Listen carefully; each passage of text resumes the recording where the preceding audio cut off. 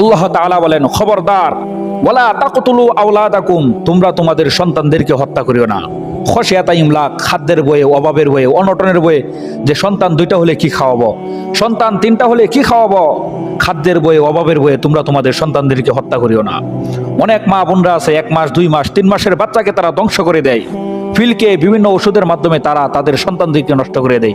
আল্লাহ পাক রব্বুল আলামিন বলেন, নাহনু নারযুকুকুম ওয়া ইয়াহুম, আমি তোমাদেরকে এবং তোমাদের সন্তানদেরকে আমি রিজিক দিয়ে থাকি, কিসের জন্য তোমরা তাদেরকে হত্যা করতেছো? এই হত্যা কাণ্ড বিশাল বড় মহাপাপ।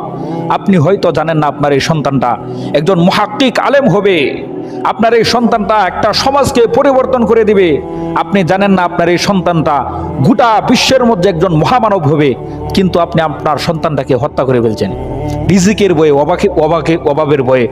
যারা এই কাজ করবে, কাল কিয়ামতের দিন প্রত্যেকটা সন্তান মা বাবার বিরুদ্ধে তারা দাঁড়াবে আর বলবে, ও আল্লাহ, দুনিয়াতে আসার আগে আমার মা আমাকে হত্যা করে দিয়েছিল।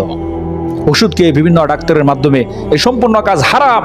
এজন্য আল্লাহ তাআলা কখনো হারাম গ্রহণ করেন না। এজন্য বাঁচতে চাইলে আল্লাহর পথে ফিরে আসেন, রাত্রিবেলা উঠে আল্লাহ তাআলার কাছে ক্ষমা চান, ইনশাআল্লাহ আল্লাহ তাআলা আপনার এই গুনাহ ক্ষমা করবে।